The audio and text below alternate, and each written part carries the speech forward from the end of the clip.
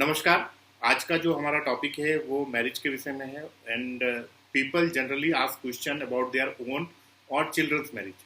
मतलब जैसे माता पिता हैं तो वो अपने बच्चों की मैरिज के लिए काफ़ी चिंतित रहते हैं और कभी कभी ऐसे फ़ोन आते हैं कि क्लाइंट होते हैं हमारे, तो वो बोलते हैं कि हमारी शादी होने में बड़ी समस्या आ रही है, शादी हो नहीं पा रही है किसी ना किसी वजह से। तो इसके लिए कुछ जनरल रेमेडीज मैं आपके साथ शेयर करूंगा और मैं ये भी बताने की कोशिश करूंगा कि किन प्लैनेट्स का रोल होता है अगर आपकी शादी नहीं हो रही है तो बेसिकली 3 प्लैनेट का इसमें रोल होता है, जुपिटर, मार्स एंड वीनस। अब मार्स जो हमारे घर में मंगल कार्य होते हैं उसको मंगल रिप्रेजेंट करते हैं। अब बृहस्पति किसी भी कार्य को करने के लिए हमारे लक को रिप्रेजेंट करता है, मतलब किस्मत भी साथ देनी चाहिए। शुक्र हमारे लाइफ पार्टनर। अगर किसी भी तरह से आपको समस्या आ रही है तो इन प्लैनेट का कहीं ना कहीं रोल होता है, या तो ये कंबस्ट हो रहे हैं या किसी प्रकार से इनके ऊपर किसी दूसरे प्लैनेट की जो इनके एनिमी है उनकी दृष्टि पड़ रही है, या किसी ऐसे हाउस में बैठे हुए हैं ये प्लैनेट कि जहां ये खुद नेगेटिव है। तो सबसे पहले हम सिम्टम से भी पता कर सकते हैं कि अगर आपके पास आपका होरोस्कोप नहीं है, इन सिम्टम से भी पता कर सकते हैं। उसके विषय में मैं आपको बताने की कोशिश करता हूँ। जैसे अगर बृहस्पति जुपिटर कहीं से भी मैलिफिक है तो कहीं ना कहीं आपके फादर को समस्या होगी, या तो उनको हेल्थ इशू हो सकती है और कहीं ना कहीं ब्रीथिंग इशू भी हो सकती है, मतलब सांस लेने में समस्या हो सकती है ऐसे जातक को या इसके फादर को। अब सांस लेने में समस्या क्यों होगी? कहीं ना कहीं राहु से कांटेक्ट हो रहा होगा जुपिटर का, आपकी हेल्थ में कुछ ना कुछ समस्या हो रही होगी। तो हेल्थ के लिए तो आप सन को भी लेंगे, कहीं ना कहीं आपका सूर्य भी वीक है। सेकंड जो प्लैनेट है वो वीनस है।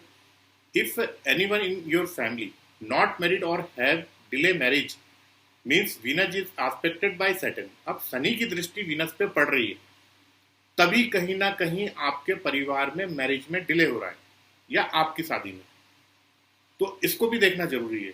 अब थर्ड पॉइंट आता है मंगल। अब किसी भी मांगलिक कार्य को करने के लिए मंगल का मजबूत होना जरूरी है।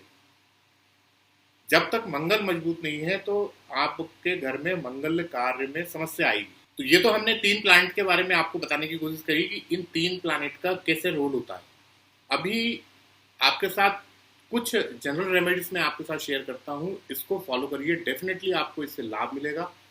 और इसके बाद भी अगर आपको कोई मैरिज होने में डिले हो रहा है तो कहीं ना कहीं आपका जो होरोस्कोप है उसको देखने की जरूरत है।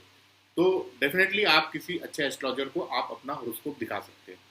तो जनरल रेमेडीज में पहला पॉइंट ये आता है कि 4 कच्ची हल्दी की गांठें लेनी है आपको और उसको 43 डेज तक निरंतर, और गुरुवार से शुरू करना है, थर्सडे से आप शुरू करिए और धर्म स्थान पे रख के आइए 43 डेज कंटिन्यू।